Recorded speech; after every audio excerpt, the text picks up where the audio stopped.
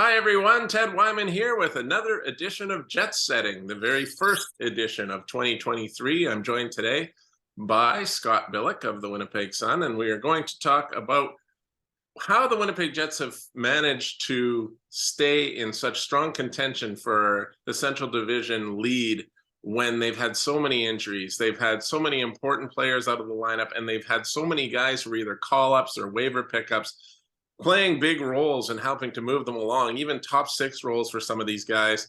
Scott, exactly how have they managed to do this? Because the Jets are on a 3-game winning streak as we speak, and they're looking really good. And they've obviously suffered so many injuries.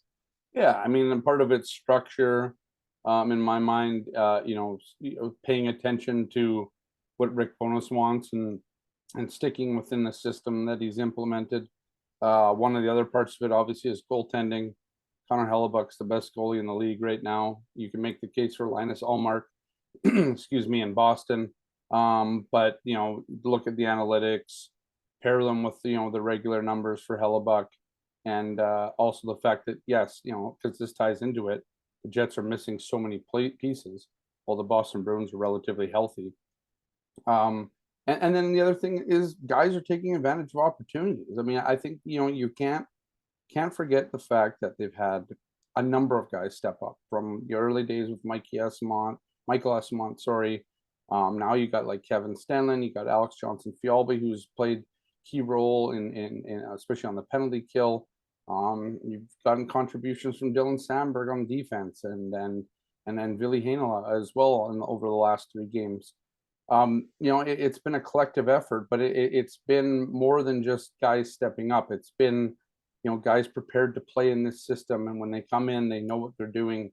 It's been guys playing out of their comfort zone, but also finding a little niches in the lineup for them. And then yeah, I mean, you have to give some credit to Connor Hellebuck. He's stolen some games for them. Look at that New Year's Eve win against the Edmonton Oilers. Complete thievery in my opinion, in that game where the Jets, the rest of the Jets kind of took a bit of the night off there. But that's how it goes sometimes. And this team has done a really, really, really good job of leveraging what it has, from their depth to their systems to their goaltending. And it's paid off. They're second in the Central, third or fourth, I believe, in the Western Conference. You can't really argue with the results. And if you think about it, this team's going to get a lot of players back that, in theory, is only going to make this team better.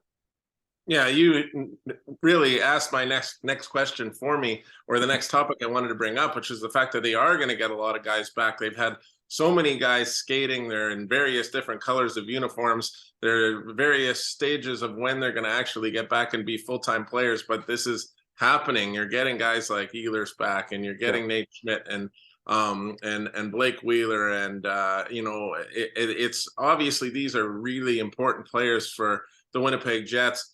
It'll be interesting to see, like they've played so well, I think, with the patchwork lineup.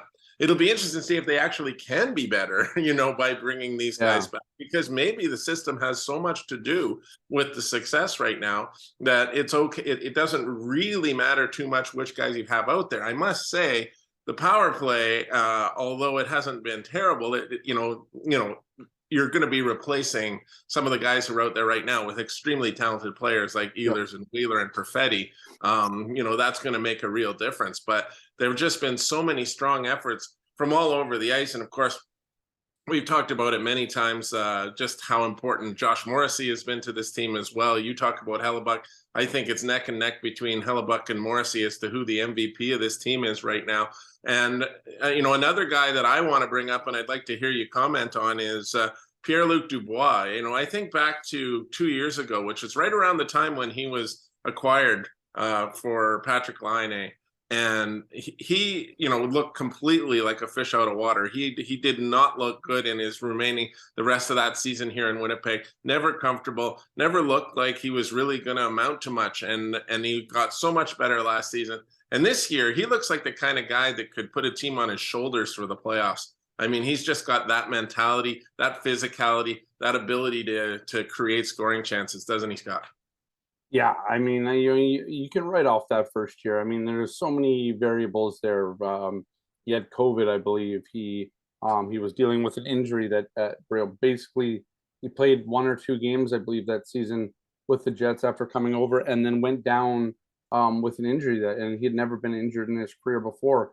So working away back, how do you get comfortable, right? I mean, you don't have a training camp with this team that year because he held out of the training camp there in Columbus, and then they eventually signed him to that 2 year, $5 or $10 million deal.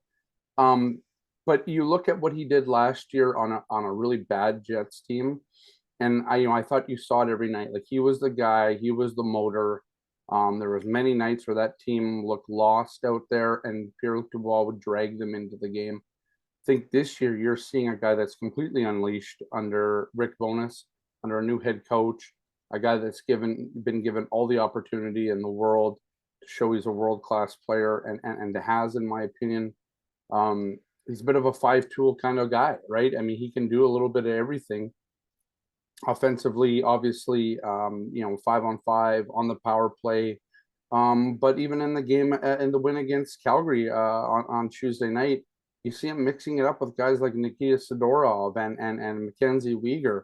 Yeah, he takes a couple penalties in that game, but it's that menace, that getting under the skin. I mean, we talk about this at times with guys like Brad Marchand or other guys like Matthew Tkachuk, right? Guys like who are still very skilled, but often can find themselves in the penalty box because of the other things that they can do on the ice to get under the other team's kind of get in their head a little bit. And I thought Pierre-Luc Dubois did a good job of that last night. And then you see his work with the puck on Josh Morrissey's goal, the way that he moved it around and down low in the offensive zone to get it up to Morrissey, and then obviously the great skill between Morrissey and Kyle Connor, obviously, to make that goal happen. But it's those little things from Pierre-Luc Dubois. He led that rush down the ice too. So he's very good at so many aspects of the game. He's not just a jack of all trades. Like he's almost a master of many of them, right? And that's what's most impressive about him, given that he's only, I think, either 23 or 24 now. There's so much room for him to grow, and he talks that game, right? He talks about, I want to be this guy that you throw out there when we're trailing by a goal, or when the game's tied, or when you're leading and defending a lead late in the game. You're hearing all the right things from Pierre-Luc Dubois. The only thing here is that elephant in the room, right? Is he going to re-sign here? Can the Jets get it done? Have they convinced him that this is a team? Has Rick Bowness come in and given him the purpose and the drive and the motivation, the hope, I guess, that you can win a Stanley Cup here? That's the only thing that remains to be seen with him, because if the Jets lose this guy, make no mistake, it's a disaster. I mean, you're losing a guy that this team could, and you said it, can build a team around. They can build a franchise around for the next many years around a guy like Pierre-Luc Dubois and the way that he leads on this Winnipeg Jets team.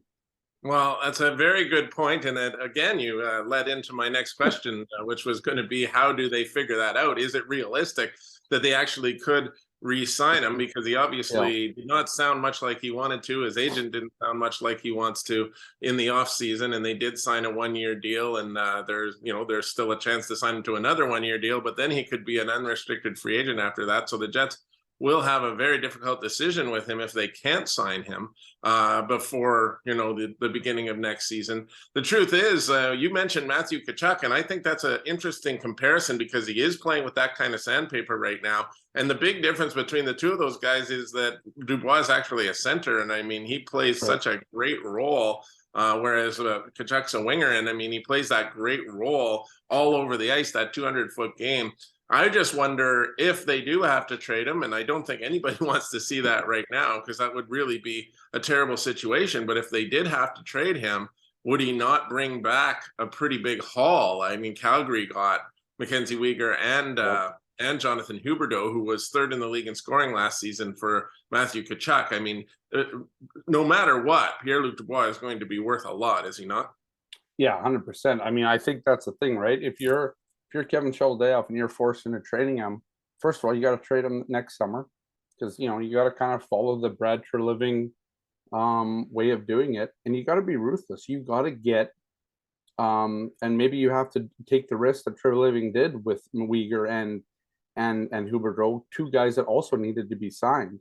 But you can't, this can't be Jacob Trouba for Neil Pionk and a draft pick. This has to be Pierre-Luc Dubois for another centerman that can slot into your second line or even your first line. Because you got to remember, one of the things about this team is that they got a lot of contracts coming up in the next 2 and 3 years.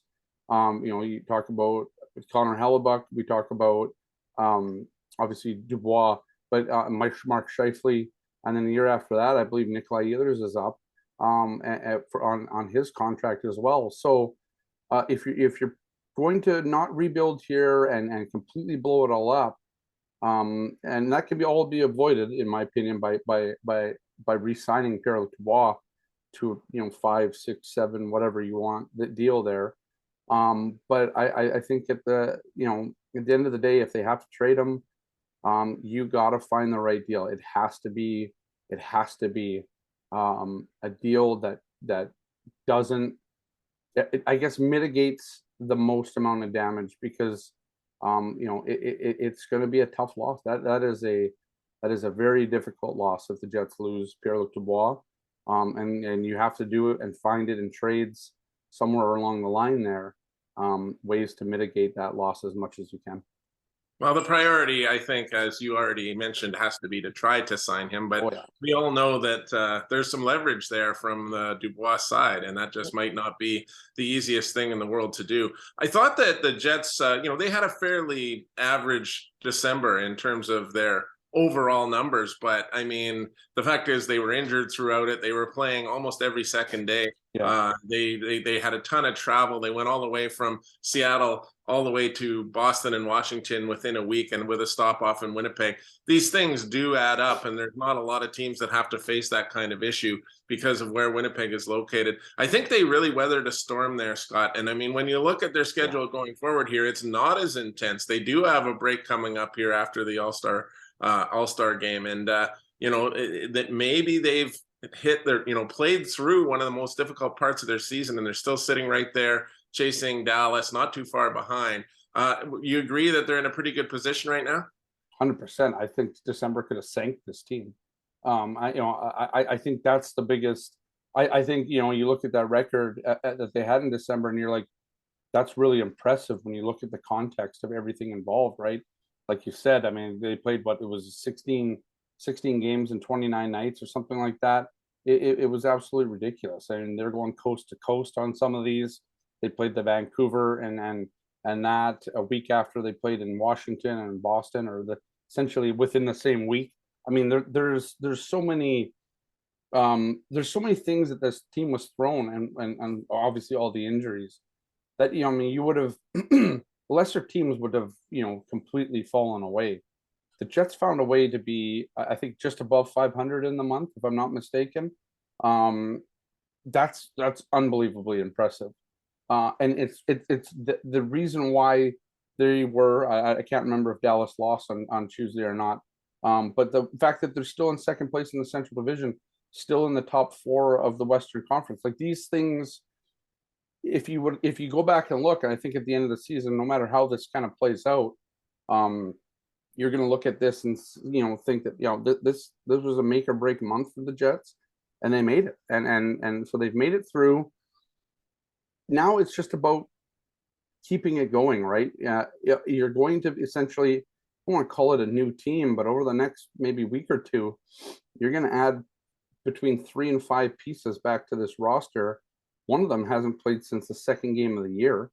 And he's pretty good. Right, and he's very good, right?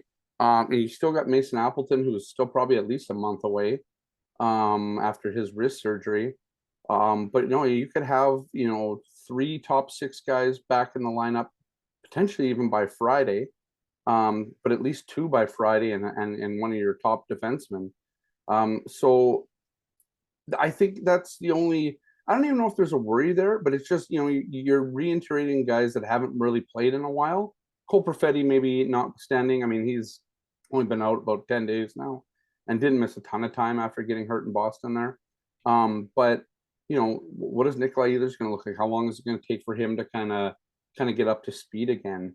What about Blake Wheeler when he comes back, or Saku Manalainen, who's been out for more than a month now? Yeah, I don't think that's going to be too much of an issue. And again, I think the structure helps this team, you know, and with guys coming in or out of the lineup, whether it's injury or coming up from the Moose. So I don't think there's going to be too much of an issue there. But yeah, I mean, you know, the way that they dealt with December, it's nothing short of, I mean, it's remarkable, if not, you know, a minor miracle given kind of everything that was kind of thrown at them. Yeah, another notch in the cap of, well, I guess more in the belt of Yeah. Mr. Rick Bowness, who has really been, you know, a tremendous addition for the Winnipeg Jets and has done an outstanding job so far, as we've talked about many times. Nikolai Ehlers, like, coming back from a sports hernia injury, these can take time sometimes, and we've seen players not be at their very best for the very beginning of you know, of their return. We've seen that before, maybe even a whole season where they're just not at their very best. But I think even a 2/3 Nikolai Ehlers is going to be a really great addition for the Winnipeg Jets, as of course is Blake Wheeler, the veteran captain, who was still looking pretty good in the early part of the season. Scott, as always, great to talk to you here on Jet Setting. We'll be back with much more as the months go on here. We're going to have a trade deadline coming up. It's going to be a really interesting time to be a Winnipeg Jets fan. So for Scott Billeck, I'm Ted Wyman. You've been watching Jet Setting on winnipegsun.com.